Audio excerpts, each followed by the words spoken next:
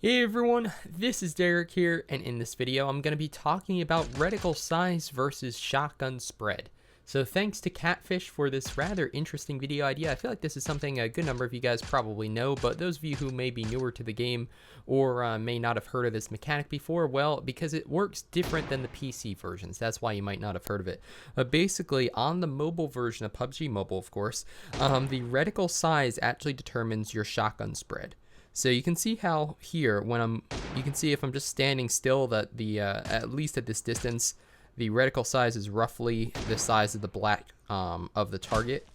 And if I just take a random shot, you'll see that most of the slugs, if not all of them, or pellets, I guess it's shooting some sort of like a bird shot or buckshot, all of them pretty much land within the middle, but there's a fair amount of spacing in between them. You can see it's not in the middle white part, just in the black part.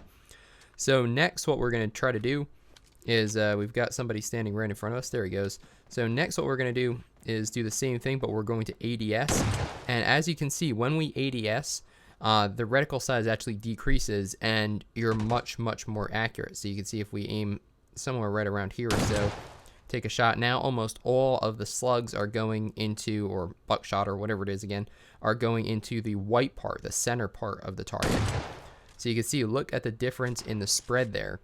And then if you jump and shoot, you'll notice that the reticle, or that middle aiming part, gets bigger as I'm jumping. You see how it gets bigger and then it shrinks?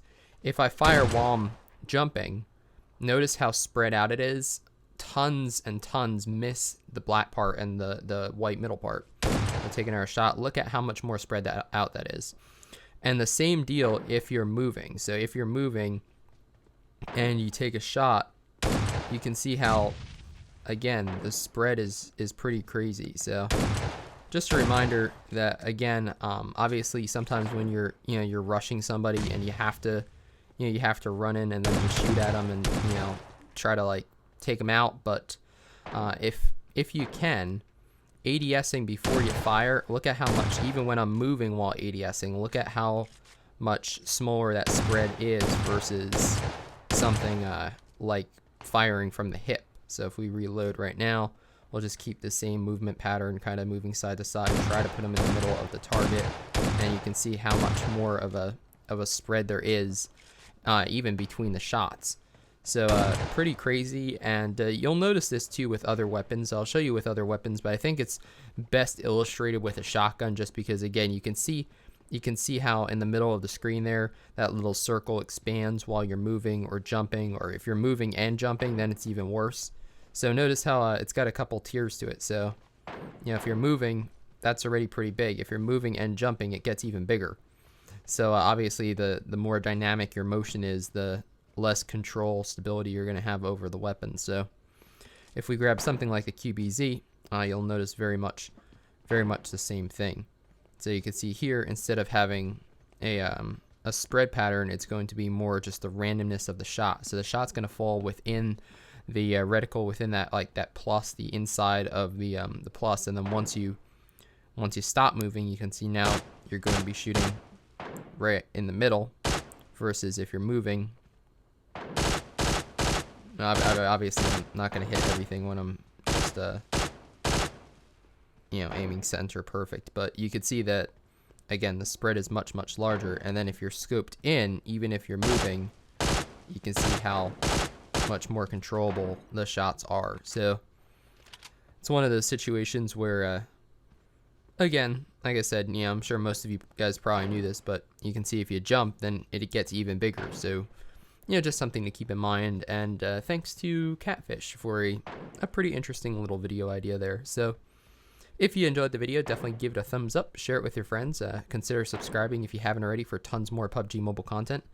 And yeah, my name is DerekG. I hope to see you on the battlefield soon, or in my Discord server, which I'll also leave a link to down below. One other thing I just wanted to show you real quick is the duck bill, just because I'm sure a good number of you guys are going to ask about it. So the duck bill is a new shotgun accessory which lowers vertical spread. So I won't put a compensator or anything on it, but we're going to switch back to, I guess we'll just leave it on the D810 on E7. So shot pattern should be pretty similar to the S12K. So we'll go ahead, aim in the middle, and you'll notice that up and down I say it's not the craziest difference, honestly, but basically what it's supposed to do is it's supposed to do a better job of controlling vertical recoil at the expense of horizontal. So you see how it looks more like a rectangle now than it does a circle. So if we back up a little bit more, you'll be able to see better. So notice how vertical spread is pretty low.